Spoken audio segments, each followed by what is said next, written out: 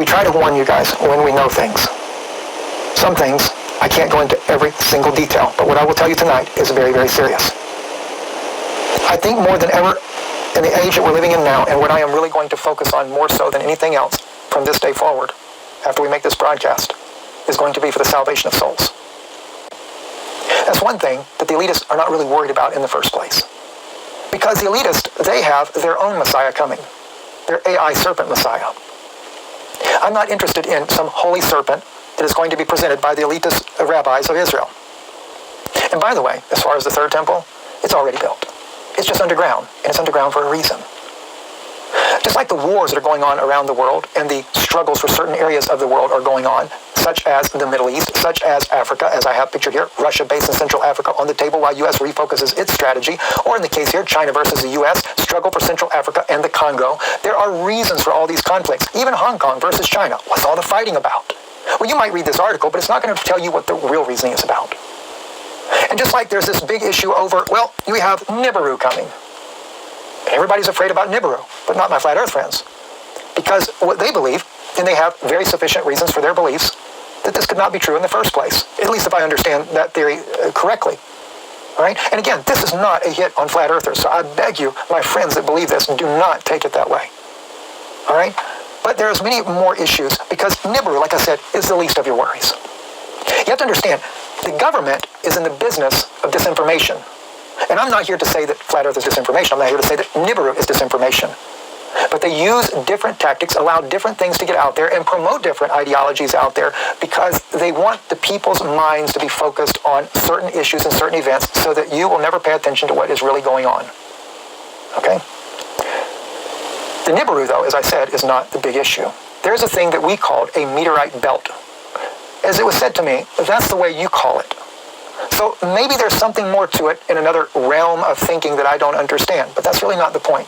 The point is, there are objects that are going to strike the earth in the very near future. And it's actually in a near future in a way like you could never imagine. This whole thing that I shared with people a little while back when I was up there in Ohio at the conference that Paul put on about Planet X, when I brought in that little chip there from a scientist that had shared that with me, and this was a very sincere scientist. Now, I don't say he was an astronomer or anything like that, astrologist, whatever you want to call it. I forget the right terminologies for that, so forgive me if I'm saying the wrong words. Please take me for what my heart is trying to say here tonight to you. I think some people say that he was an astronomer. I don't say that he was an astronomer. He's definitely a very intelligent man, and I would say in his 70s that shared that information with me. He had put in his information an estimated time of 2023. As far as Planet X goes, that is, and its arrival into our solar system. I know that there's also another Chilean astronomer. I think that's the right word, the astronomer, and I forget his name off the top of my head. But he was the man that made public on Chilean television that there was this, as he called it, a comet planet that has an elliptical orbit. So there's been a lot of people that are believing these things to come, but even that is not the worst of what is anticipated in the very near future by the world powers and the world's elite. Because of the fact that I have a friend that is a scientist on the inside there that knows the things that are being prepared for and the plans that are being made from practically every level you can imagine, I'm able to share with you some very detailed information, but I'll have to kind of scave over the top. You know, you do have to protect your sources as well.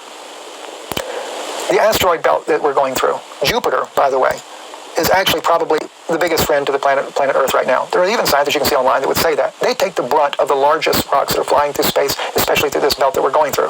I don't know if it's because of the size of the planet, because of the gravitational pull, etc., which again, I know many people would say there's no such thing as gravity, etc. But nonetheless, this is what's been explained to me. But one of the things, though, that is very troubling is the fact that there are other issues that are at play that are much more complex than that. And this is some of the things that has been shared with me to begin with. All right? And the issues that we are looking at here, even before we deal with impacts of these meteorites, is that the Earth, because of the radiation that the Earth is taking in right now, the Earth is becoming like an egg that is in boiling water, and it is starting to crack up the Earth. Billions of dollars was spent by governments around the world, including the United States, in order to build underground bunkers. And those bunkers is where they had planned to go when we go through this meteorite belt, not because of Nibiru, but because of the meteorite belt that they knew that the Earth would be going through, traveling in this, as they describe it, like a spiraling thing. 1111 is significant for catastrophes. Everything is moving in that direction there. But the thing is we're about to enter into all this. But one thing scientists had not taken into consideration was the fact that there were very complex issues with the radiation that we would be going through as well. And it's causing the Earth to actually heat up internally. And as a result of that, it is creating cracks within the Earth. Now, one such idea of that is like this photograph right here that I can put on the screen for you here. Let me see if we can make that a little bit bigger for you so you can see that. This is where fresh water is just draining off into a huge crack in the Earth. And this is happening on a global scale.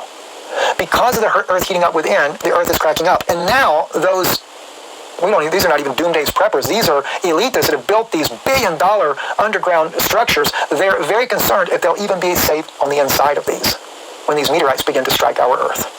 And in fact, that is not the only issue that they're dealing with. They're also dealing with the fact that because of all the things that are happening, that we are going to suffer from earthquakes, wind problems, followed by,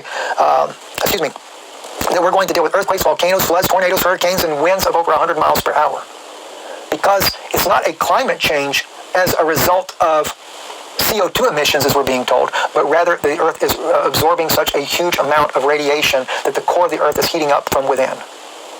This is what's going to be catastrophic for us here on the Earth. And we're going to face a lot of other issues before even dealing with these massive amount of asteroids that are coming. And the thing is once they come as well, there's very little hope of a survivability above ground, with the exception of multiple locations on the Earth. And that's what I want to show you. I want to first take you to the maps right here. Central Africa is considered by the scientists to be a safe zone. When I say a safe zone, why do I even say they know that there's a safe zone? From what has been shared with me, they're able to track about 80% of the rocks that are coming, that are going to hit the Earth. 20% of them they cannot track. Either they don't see them yet, they're too small, they're too fast, too slow, they're traveling at different speeds. And the thing is, the Earth is going to be pummeled by them. And some of them will be huge. The displacement of the oceans will be unheard of. And in fact, I was told that when they were first preparing for this, they did not consider the fact that, or did not know that they were going to be dealing with an issue that the Earth would begin to heat up before this event takes place. And causing the cracks in the crevice of the Earth, it is also causing it to be to where they're getting cracks within these bunkers, and water is able to flow inside the bunkers now. So now the speculation of where is the best place to be comes down to these places like Central Africa. Again, even though these are considered safe zones, they're not without their own probability of being hit directly as well, but not nearly as severe as the 80% of those rocks they know where they are. Another place that'll be a safe zone is the Middle East. Israel, Jordan, Syria, Western Syria specifically. Okay? Those areas there. Another place that'll be safe as well is one other. Well, actually two other places. China. Central China to be exact. In fact, where all those ghost cities are, those are supposed to be some of the safe havens where the ghost cities are. Now, isn't it interesting that the United States, Russia, and Saudi Arabia, many other countries, are all in a war to overtake Syria? And all the Syrian people have been forced out of Syria, pushed up into Turkey, and Turkey is working on pushing them all up into Europe. There's a reason for that. They know that Europe will be decimated by what's coming. Decimated so badly, there won't be much left of Europe. So the elite want to get them out of that area.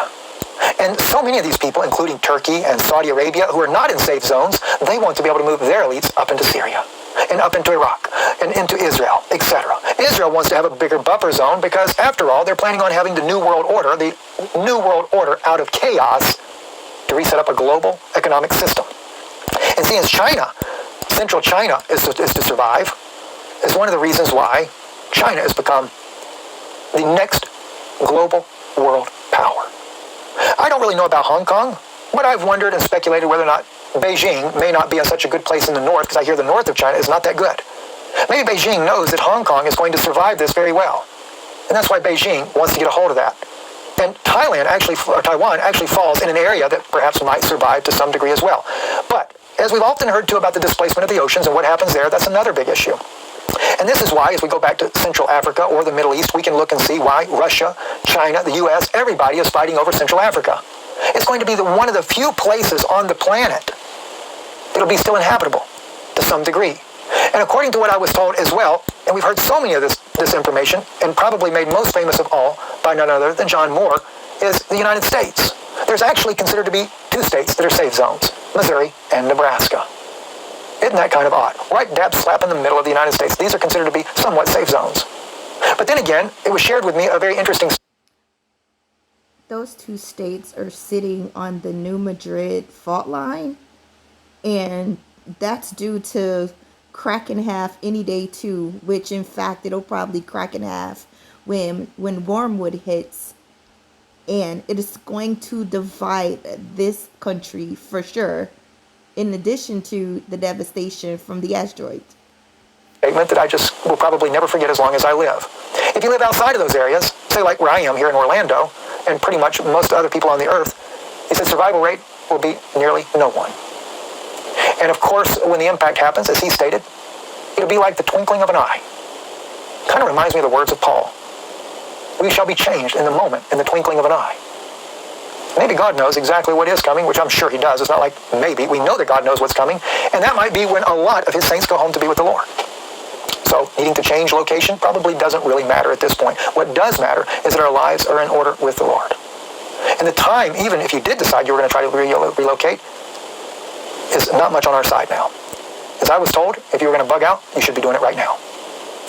I was also told, and there again, this is all based on a probability, not on exact facts, 3 to 6 months is probably what we have left. But again, as also told, those dates still could be off. But the inevitable is... Those dates surely coincide with the end of our 400 years of captivity. Still on its way. And, you know, friends, as I look at these things here, the one thing that I cannot help but realize is that we have got to spend however many years we still have left on this earth getting the gospel out to the people, winning souls to Christ. While the elitists are trying to bring out the 7 Noahide laws or trying to take away America's constitutional rights, we have got to focus our efforts more than ever to take the gospel of Jesus Christ to every single person that we possibly can. Just as we've tried to say to people, you know, because we know that this lockdown is coming, stock up on some goods. You know this virus is here, get vitamin C. Now we need to get vitamin J. That's Jesus, or Yeshua, vitamin Yod, if you want to say it like that, within our souls, and to share him with everyone you possibly can. That's why I always say, you're not helping my people by going along and playing the Talmudic game. You want to help the Jewish people. Tell them about Jesus Christ. Tell them about the saving grace that he has shed his life, his blood. He shed his blood for all of mankind. There's nothing that matters more in this world today than that right there.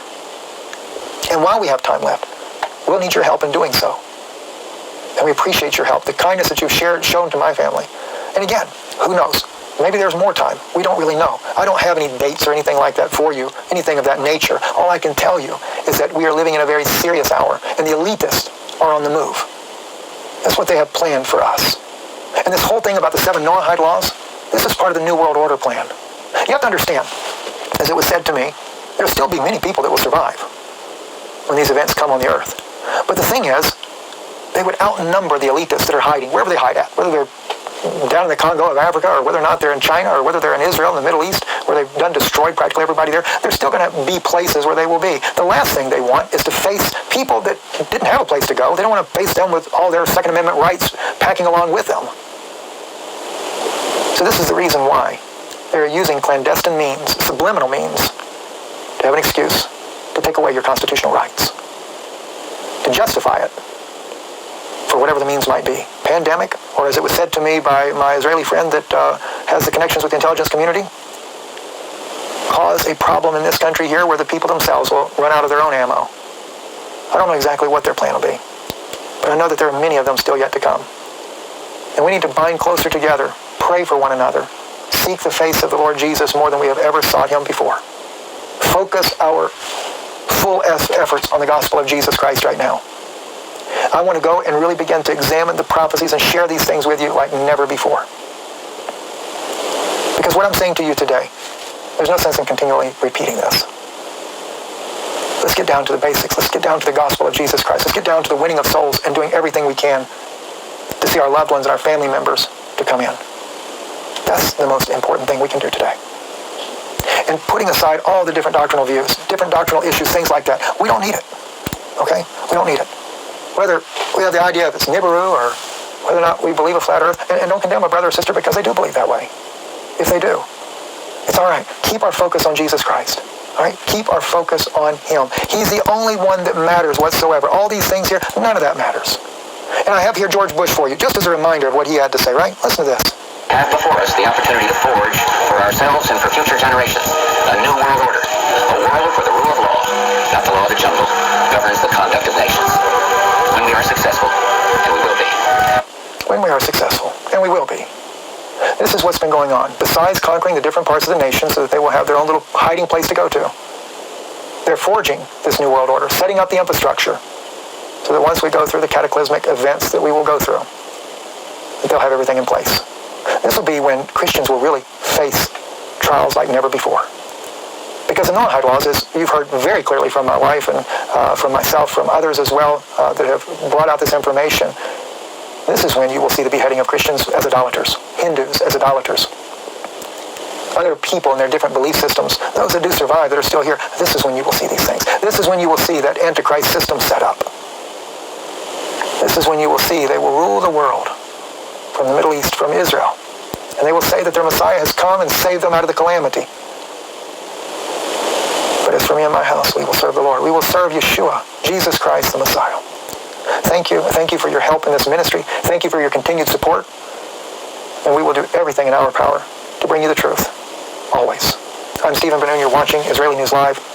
A very somber time, very somber hour. And thank you for having the patience and the love to bear with me, because like I said, I have many friends that have different views.